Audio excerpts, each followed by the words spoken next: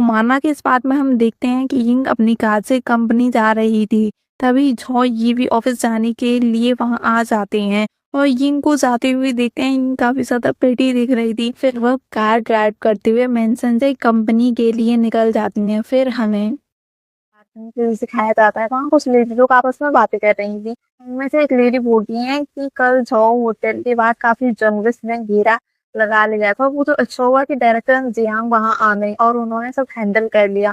फिर दूसरी लेडी कहती है कि पता नहीं कौन सी दिमाग वाली लड़की होगी जो प्रेसिडेंट हाउस से फ्यूचर में शादी करेगी। फिर एक लेडी बोलती है मुझे पक्का तो नहीं पता कि किसने कहा है। तो कोई बोल रहा था कि झो ये बस प्ले बॉय हैं जो आगे बढ़ रहे हैं।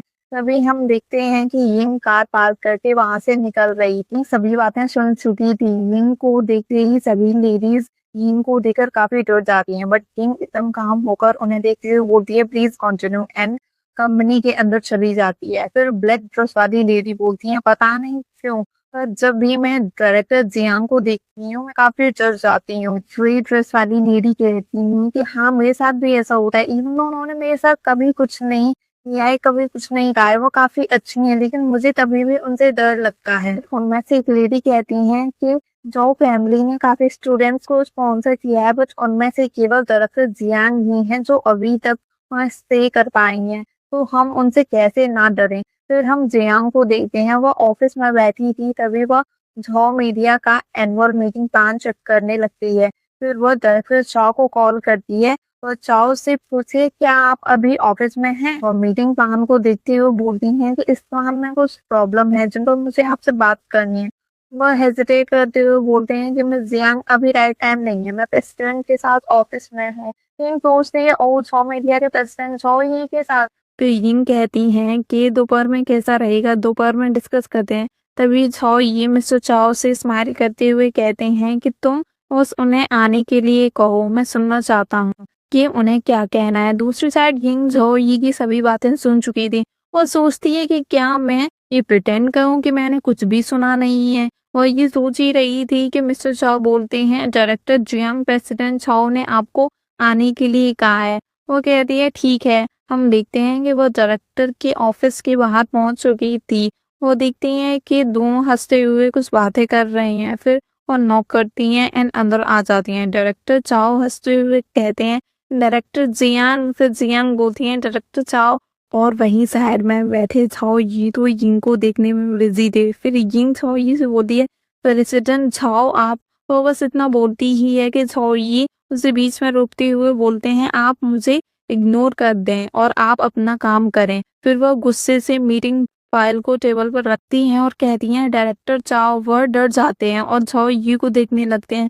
झाओ ये तो एकदम इनोसेंट बेबी के जैसे बैठे हुए थे। वह डायरेक्टर चाओ को अपनी तरफ देखता देख कहते हैं कि मुझे मत देखिए, वो आपसे बातें कर रही हैं। फिर डायरेक्टर चाओ ऑकवर्डली हंसते हुए बोलते हैं डायरेक्टर जियांग। अंदर से वे काफी डरे हुए थे। फिर यिंग उन्हें कुछ समझाने लगती हैं। तभी हम देखते हैं कि यिंग की ड्रेस से उसकी ब्यूटीफुल वेस्ट दिख रही थी। तो ये की नजर बस यिंग की वेस्ट पर थी, तो वह उसे ही देखे जा रहे थे। फिर हम देखते हैं कि डायरेक्टर चाओ यिंग से कहते हैं कि मुझे डर है कि इन्हें चेंज करना थोड़ा डिफिकल्ट हो सकता है। फिर यिंग कहती हैं कि हमें जरूर जाना चाहिए, यह एक जरूरी मीटिंग है। एक छोटी सी इंसिडेंट भी सभी चीजों पर बुरा इफेक्ट डाल सकती है। तभी डायरेक्टर सोचते हैं कि जब तक प्रेसिडेंट झाओ यहाँ है मैं डायरेक्टर यिंग को मना भी नहीं कर सकता। फिर वह कहते हैं कि ठीक है हमें इसे ट्राई करना चाहिए। फिर यिंग कहती हैं कि आप केवल कोशिश नहीं कर सकते, आपको इसे चेंज करना ही है। और ये सब सुनकर अंदर ही अंदर डर जाती हैं। फिर वह डरते हुए कहते हैं कि डायरेक्टर जियांग चीजें उतनी आसान नहीं है जितना आप सोच रही हैं। आपने पहले जो कुछ बताया था वो सब ग्वान ली की रिक्वेस्ट थी। जैसा कि आप जानती हैं कि वीआईपी गेस्ट हैं। जिन कहती है कि आपको वह ठीक करना होगा जो मैंने बताया। ये गलतियां फाइनल इवेंट्स को अफेक्ट कर सकती हैं और अगर मिस ग्वान को इनमें कोई भी प्रॉब्लम लगती है तो आप उन्हें रिप्लेस कर दीजिएगा। डायरेक्टर चाओ को यह सुनकर शौक लगता है। वह सोचते हैं कि ग्वान लाए झाओ यी की रूमर्ड गर्लफ्रेंड है और शायद फ्यूचर में वे झाओ मीडिया की ओनर भी बन सकती हैं। तो डायरेक्टर जियांग की हिम्मत कैसे हुई कि उन्होंने इतना सिंपली उन्हें रिप्लेस करने के लिए सोच लिया।